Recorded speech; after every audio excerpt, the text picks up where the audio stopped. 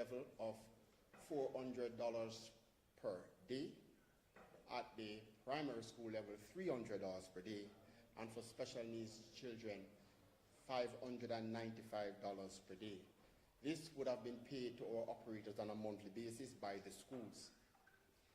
The challenges that represented our children at the time still persist today.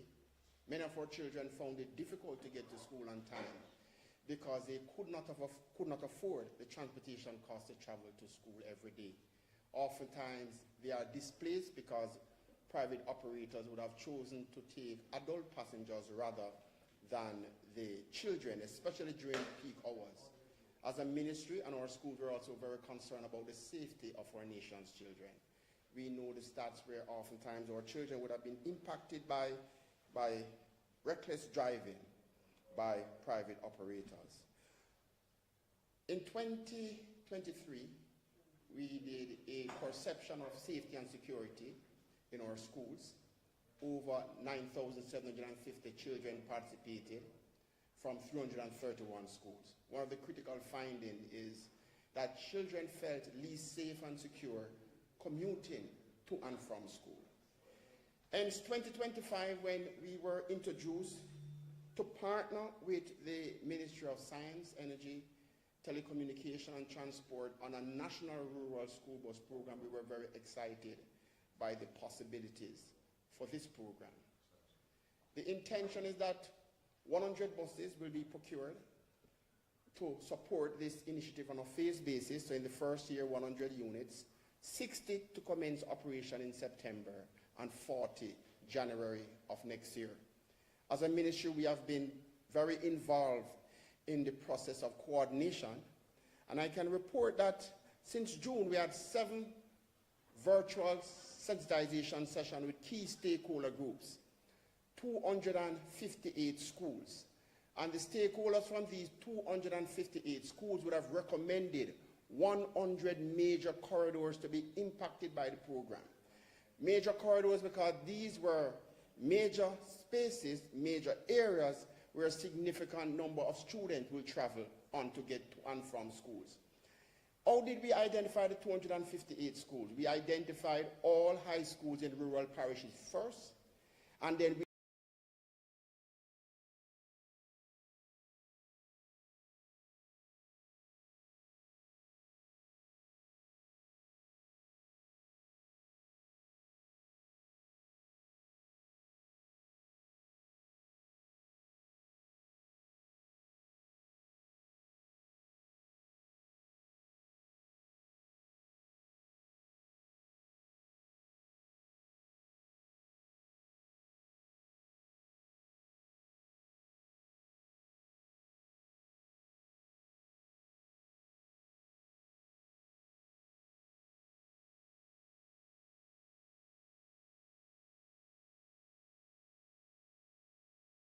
looked at the primary schools within that geographical space where the high schools would have been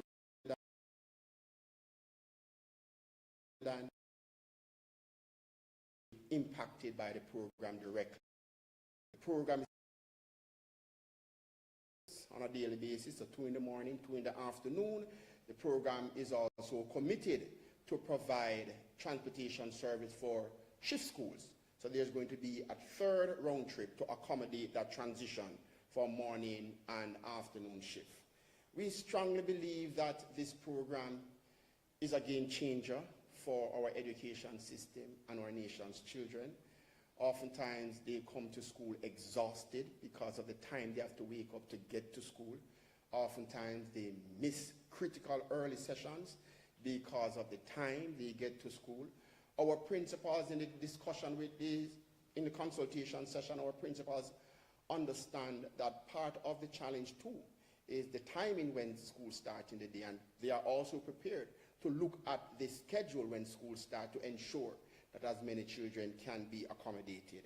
Beyond the 7 virtual sessions, and these were critical sessions with stakeholders within school, the Ministry of Education, Skills, Youth and Information is also committed to partner with MSET for another series of virtual consultation sessions. As a matter of fact, in July, I think the week of the 15th, we're going to be meeting with members of parliament and councillors by county, so that we are presenting what is, for up to this stage, a finalized list that would have been guided by the assessment carried out by JUTC on the targeted route, with the intention of allowing our members of parliament and councillors to have an input in the process thus far.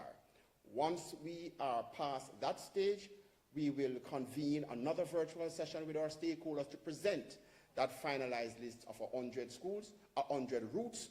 We are also committed to meet with our private operators who would have been engaged under the Ministry's Rural School Bus Program.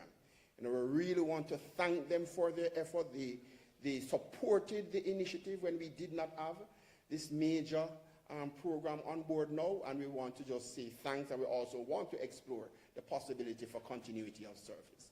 And finally, another session we would want to convene is going to be with the parents of the children who will be directly impacted by the service. Our parents need to understand that they too have a responsibility. Children need to come out on time to catch the bus to get to school. Children's behavior needs to be monitored on these units while they are traversing. So we want to make sure that our parents understand the implication of this program and the responsibility of our students to ensure that they are complying with the established standards of the program. So these are some of our thoughts. We're closing 28,000 children from our 258 primary and high schools will be impacted by this initiative, and we can't wait for Monday morning to see what is unfolding. It is critical too to understand that these units will be retrofitted with the technology to allow us to be tracking our children. An app will be developed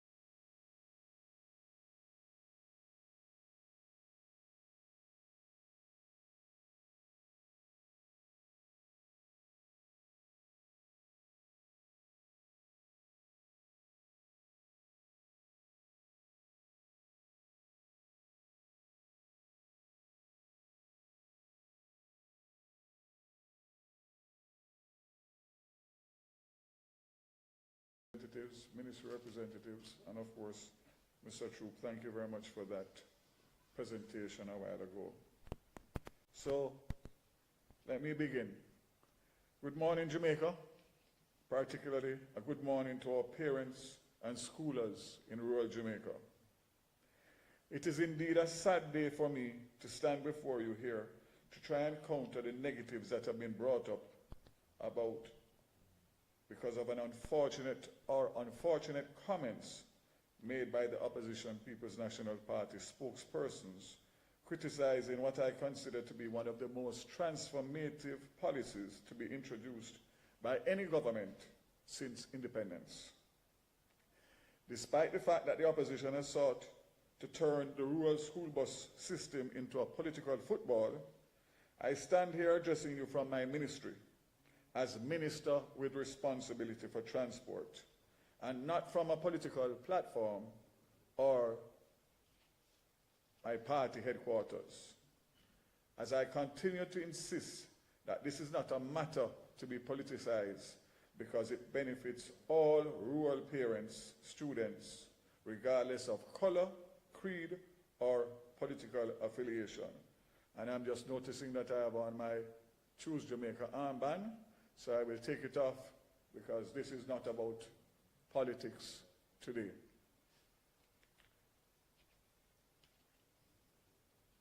It is indeed unfortunate that in 2025, our level of political maturity in and out of election season is not where it should be. where we are all able to collaborate and agree to disagree in a civil manner, while always looking out for those who we serve or who we want to serve, and that is the people of Jamaica. Before responding to the opposition's unfortunate and disingenuous comments in the public domain about the rural school bus system, I will proceed to give a general update to reiterate where we are with the implementation of this transformative policy. Again, the system is aimed at addressing the significant inconvenience and danger faced by our children when they travel to and from school, and will also help to address high transportation costs faced by parents, in many times causing them to have to decide which child they send to school on a particular day. Ultimately, the rural school bus system will also assist in reducing the number of times students are absent from school and seeks to improve students' academic performance. 100 safe, secure, and fit-for-purpose buses have been purchased as part of the planned rollout. It's actually 110. 100 will go into the system and 10 will be held back for contingency in order to make sure that we have buses to replace existing buses for whatever reason. I wish to reiterate that the plans for the rollout of the school bus system remain firmly on track for September morning 2025. 26 buses are in Jamaica. 14 additional buses arrived on Saturday of last week. 4 more are en route to Jamaica, and 18 more will be delivered on July 14th, and 28 each will be delivered on the 22nd of July and the 30th and the 29th of July. So, in essence, all 110 school buses will be here by the end of July. Among the batch of buses will be 47 small units, 32-seater, with engines designed to navigate remote areas, 38 mid-sized buses, which have 54 seats, and 25 buses designed to seat 72 people each. So the configuration is 3 different types of buses, obviously because of the assessment of the terrain that we will be traversing. As it pertains to the rural transportation system, I gave a commitment that I will also reiterate. The current activity represents phase 1 of the system. We intend within 2 years to import an additional 200 to 300 buses to serve the additional 625 schools with a student population of over 300,000.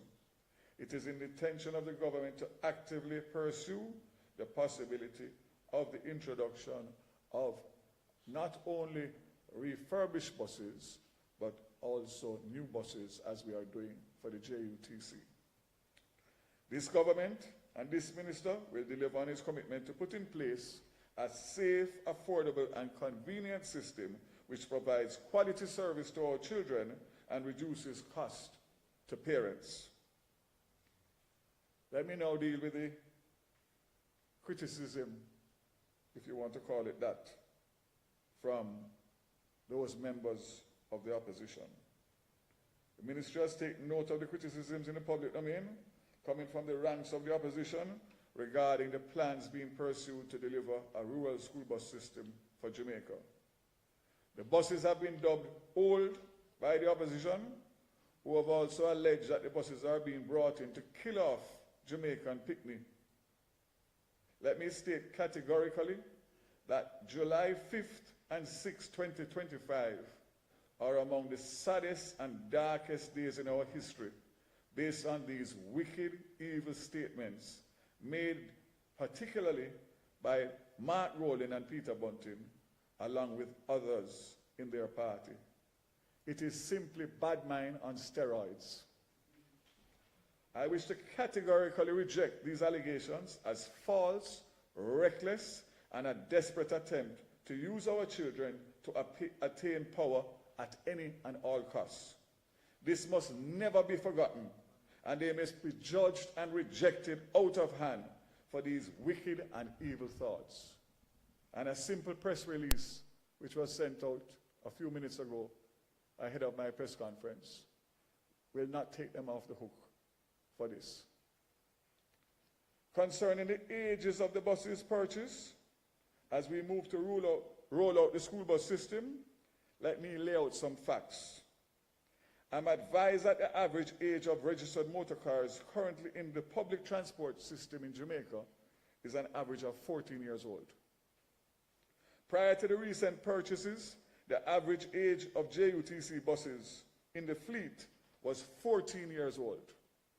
I'm further advised that currently the average age of registered buses in the wider public transport system is 18 years old. And these figures are coming from the ITA and the Transport Authority. So these are legitimate figures and not something that I am just picking out of a hat.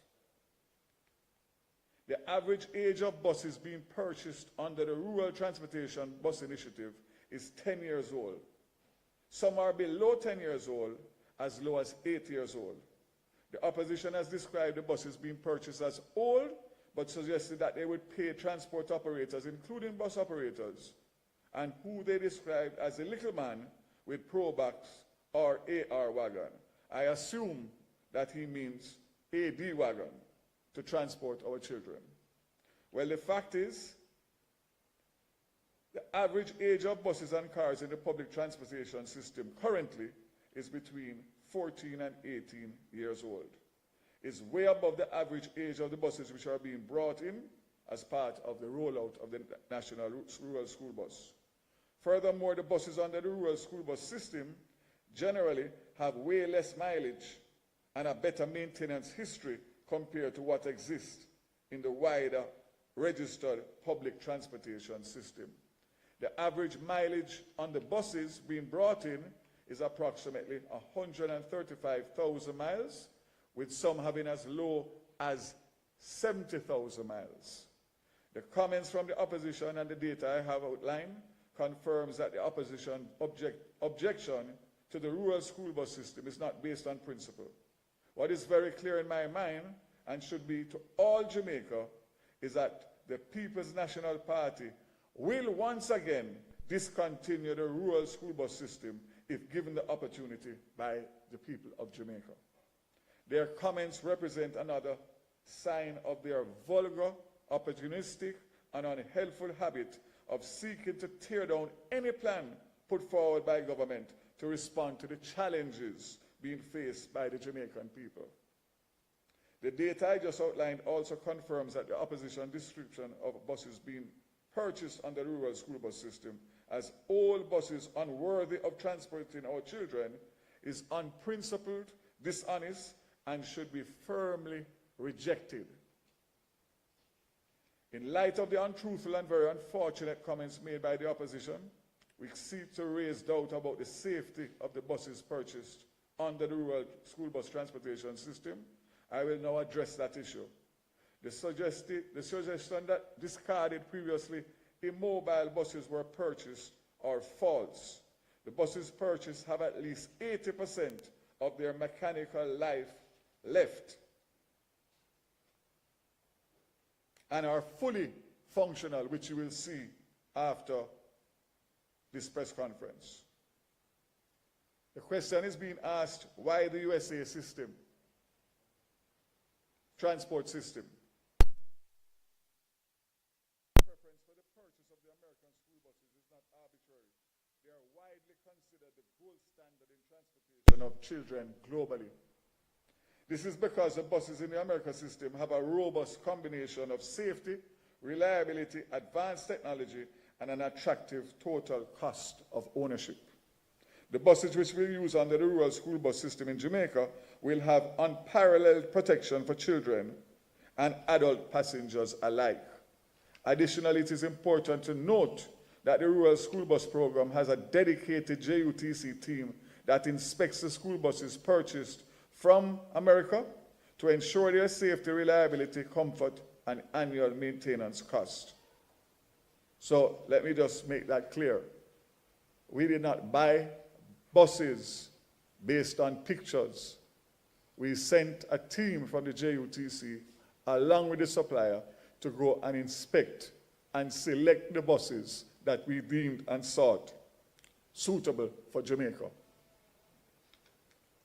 Therefore, the units are inspected by both overseas and local experts whose confirmation of them meeting the required standard is obtained prior to the admission of a bus to our fleet. Our children's safety is our #1 priority. This is why the Jamaica Rural School Bus Program is utilizing the gold standard of American-made school buses. Of interest might be the fact that our Jamaican specification strictly provides for the purchase of world-renowned Cummins diesel engines and Allison transmissions. This is widely regarded as among the most dependable powertrain in school systems operated across the globe. These Cummins diesel engines and Allison transmissions are designed to last up to 300 to 500,000 miles. And this is not me saying it. I think we have the information to share on the screen.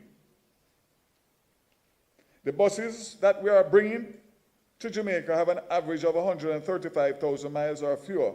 Hence, this would give us service to our students for easily another 10 to 15 years prior to having to do any major overhaul on these bus engines and transmissions.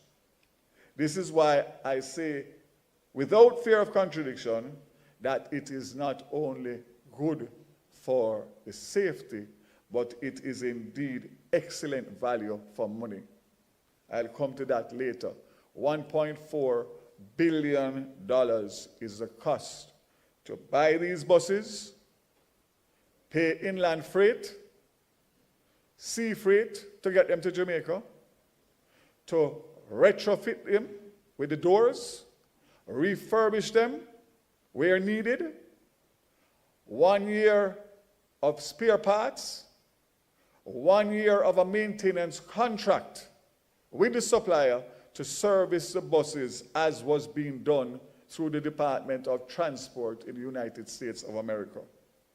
It will also have the technology that is going to be required to make sure that the children are safe and that we can see them from the Ministry of Education, and also the parents can track the children through the technology.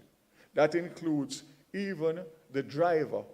There's a specific camera that is focused on the driver to make sure that he is conducting himself in a way that is suitable to transport children, along with a cashless fare system where the students will swipe a card on entry and swipe a card on exit, allowing for the schools to know which children are on which bus and parents to also know which children or which of their children is on which bus.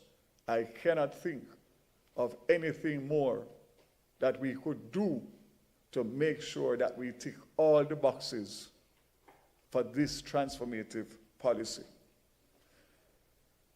When you compare that, coincidentally, the cost that I just outlined to you of $1.4 billion is the cost for what the opposition is proposing to give $2,500 per family to 20,000 families per year comes out at exactly the same cost. And I ask you, Jamaica, to do your own comparison. I won't even get into it because the fact of the matter, it makes no sense and it doesn't treat with what we are trying to do to make our children safe. So it is, as they say, insanity is doing the same thing over and over and over and expecting a different result. They are absolutely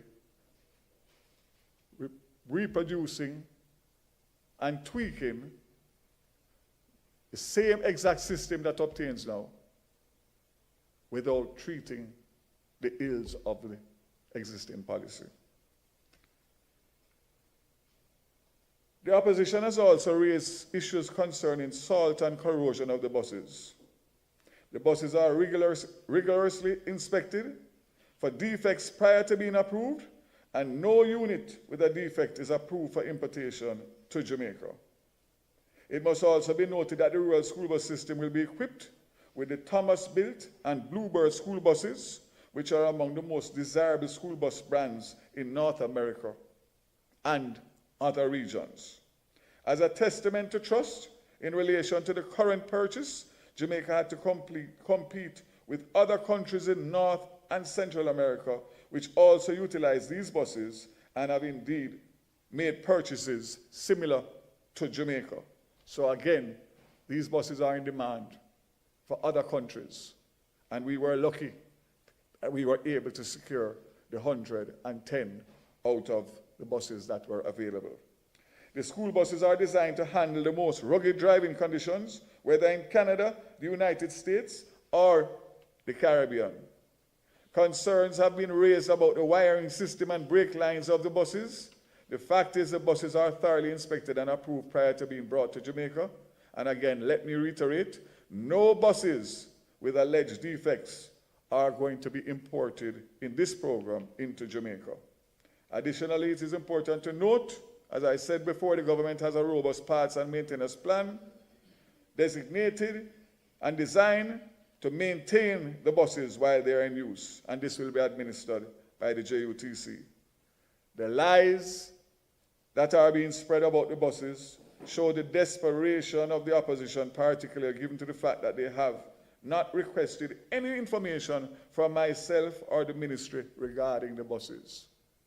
So again, Jamaica, I say to you that if they had a real, genuine interest in collaborating with the government in the interest of rural folks, parents and teachers and students, they ask me for information about my portfolio responsibilities almost daily on WhatsApp, and I provide it to them. So the fact that they have not contacted me or communicated with me formally or informally speaks loudly to the fact that they are bad-minding this policy from day one, and it must not be allowed. Let me give some further comments on safety.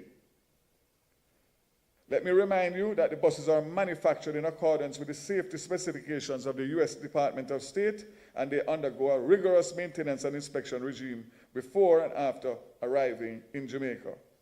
The safety of our students is paramount. Consequently, upon arrival, each bus undergoes a comprehensive inspection and fitness testing consistent with international best practices. They will be serviced regularly to ensure continued reliability.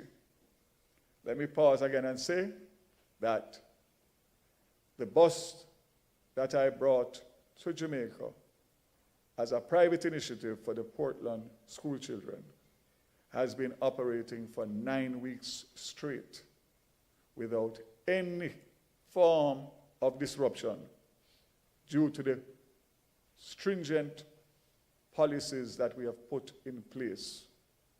It has transported thousands of students during that period, and we have not had one incident, neither safety or mechanical or anything else.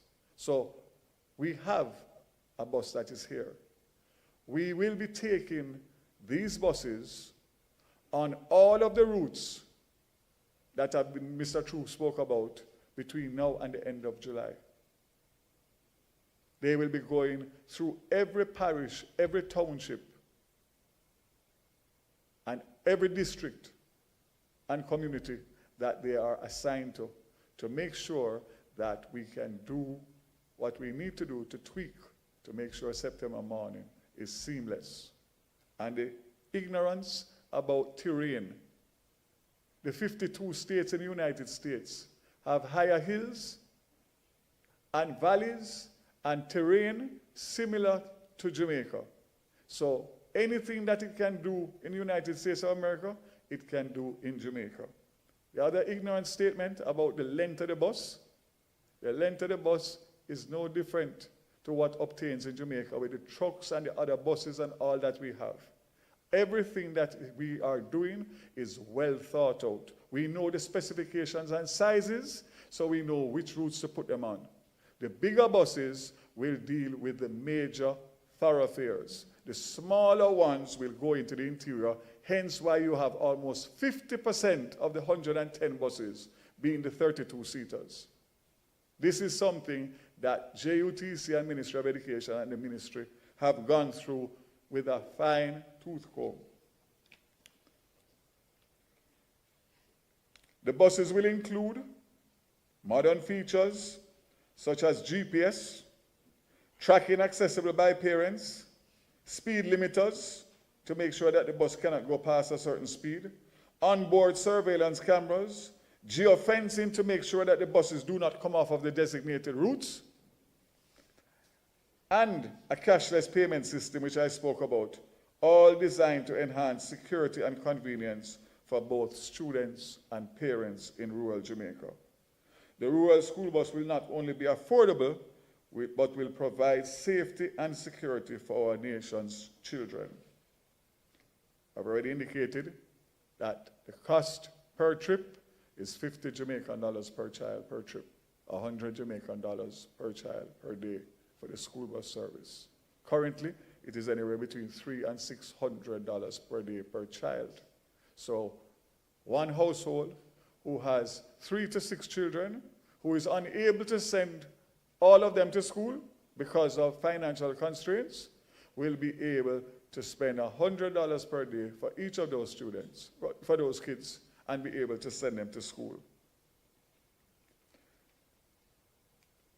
Unlike the opposition's so-called RIDE program, which was introduced or tried to be introduced, the rural school bus system has safety and security and convenience as its priority.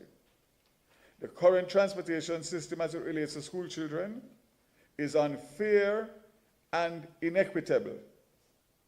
And currently, adults pay higher fares than schoolers in the public transportation system, which is specified in their licenses. However, the reality is that it is not equitable, because obviously they are going to lean towards carrying the higher fare at the risk of disadvantaging the school children. So that is simply the reason why the call and the cry every morning is no schoolers. The government is mindful of this to the public transport operators. We are partnering with them to allow for them to be able to earn maximum. The opposition is trying to put a divide between the transport operators and the government. It's nonsensical, because the fact of the matter is that you have not heard one cry from any public passenger association or even the operators themselves, because they live it, they know it. And the fact is, if I can take off 28,000 students off of their routes so that they can take that much more adults paying full fare, then it is a win-win for both the government, the transport operators, the parents, the teachers, and the children. So once again, it is absolute rubbish that they are speaking.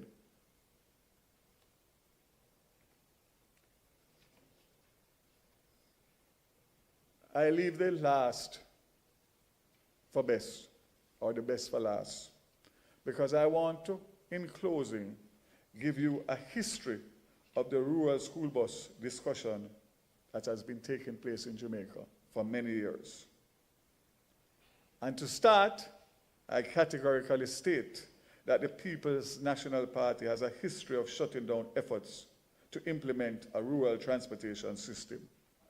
Prior to the meeting office in 2011, the Bruce Golding administration, through Minister Mike Henry, placed an order for 230 buses to implement a rural school bus system. The delivery was spread over 4 years, beginning with a batch of 65 buses in April 2012. Following the general elections in 2011, the PNP assumed office and canceled the arrangement in place for the 230 buses. Facts. The JUTC had 20 buses operating a pilot of the rural school bus system. The PNP administration shut this program down also in February 2013. Discontinued moves to import the first batch of 65 buses into Jamaica. These buses were to be part of the rural school bus system.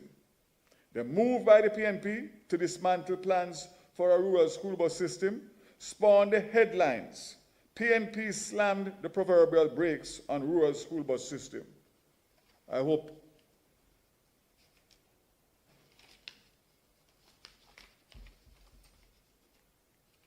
headline was also published in the Jamaica Gleaner, which quoted the then Minister Omar Davies as stating that the project was misguided and unsustainable.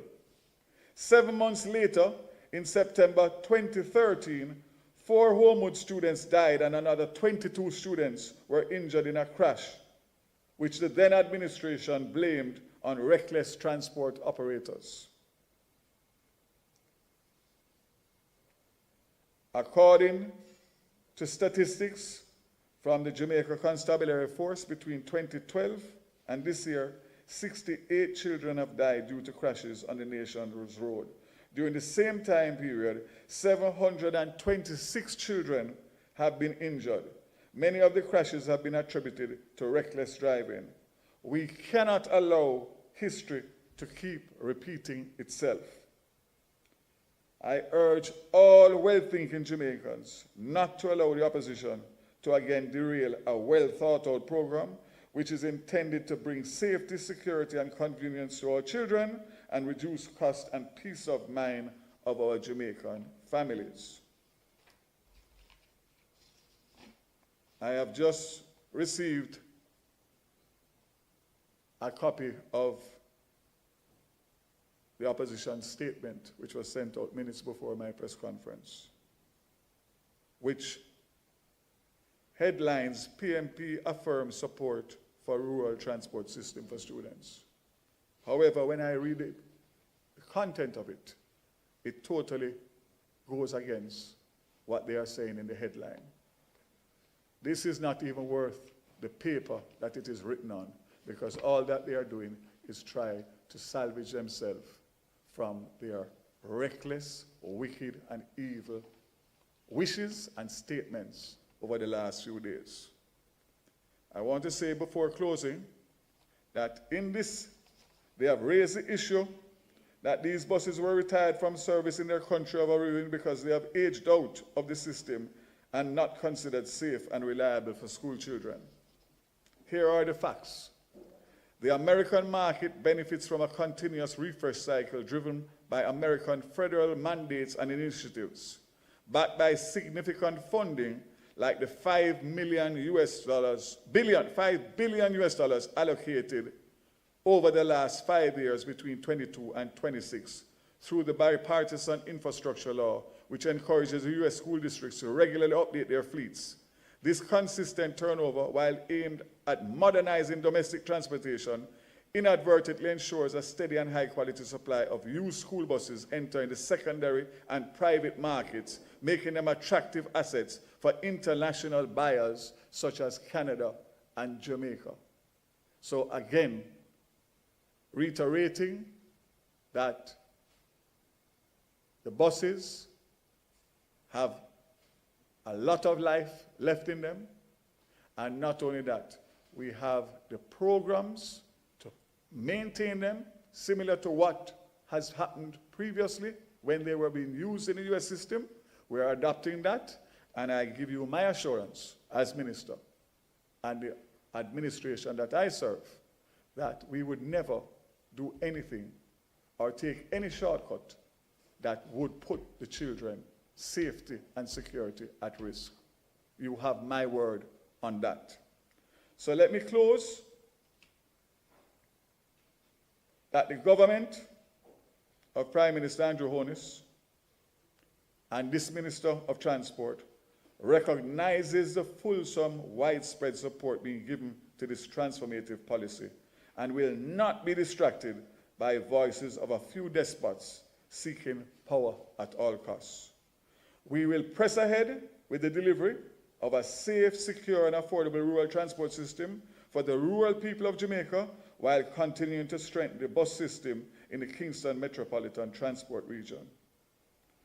I invite the press to ask questions, and then we will go now to the front of the building to actually examine two of the buses and the features that they have so that the media will be able to give an independent assessment of what they have seen and the questions that they have gotten answered. I want to say in closing, despite the unfortunate weekend that we had, God bless Jamaica. God bless the people of Jamaica. This minister and this government will continue to work in the best interest of the people of Jamaica. God bless you.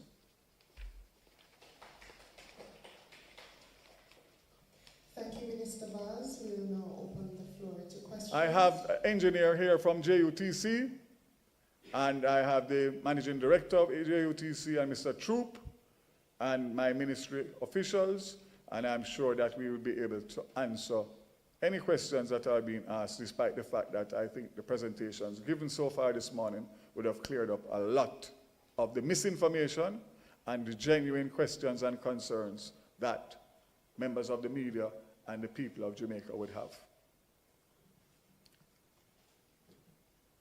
Good morning, Kelisha Williams here from Television Jamaica. Minister, can you say whether or not the buses will be distributed across all parishes, one, and two, I know in some states, in some of the states in the US, after 10 years the buses are retired and they cannot pass, for example, in New York, one school district in New York, they cannot pass state safety inspections unless there are major investments in repairs and parts. So can you say whether these buses, there were any major investments made in repairs for these buses? So all of these buses have been inspected and passed overseas. So we're not buying any buses that require any major investment other than the typical refurbishing and, of course, service to go on the road, oil change, filters, brake pads, that kind of thing. And the fact is that there are different policies, but I think what I read out to you a while ago in terms of why these buses become available for the secondary market is the subsidies that the government of the United States gives to this particular industry to allow for people to refresh and upgrade the buses. So the answer to your question is all of these buses are in working order and certified overseas and in Jamaica by the JUTC. All parishes.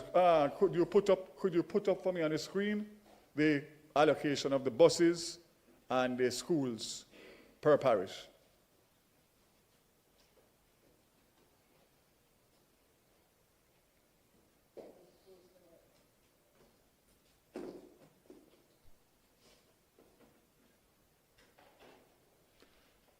Questions?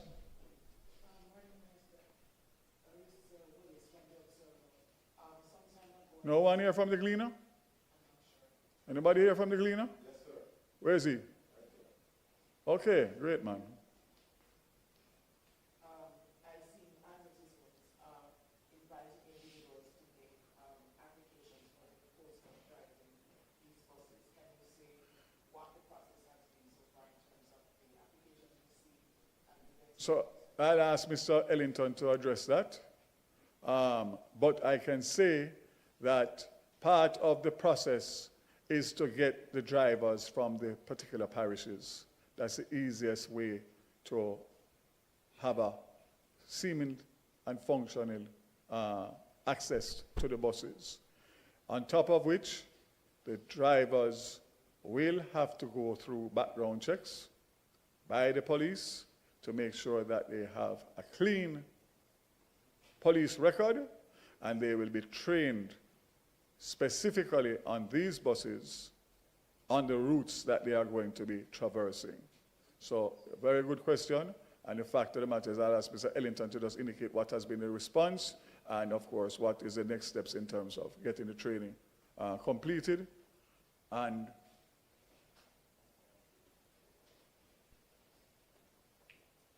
thank you, Minister. Good morning, everyone. In relation to the recruitment and training of drivers for the rural school bus system, we did put ads in the media. We have had a good set of responses. We are at the stage now where we're doing pre-selection, and we are having the applicants vetted by the Jamaica Constabulary Force to ensure that they are persons in whose custody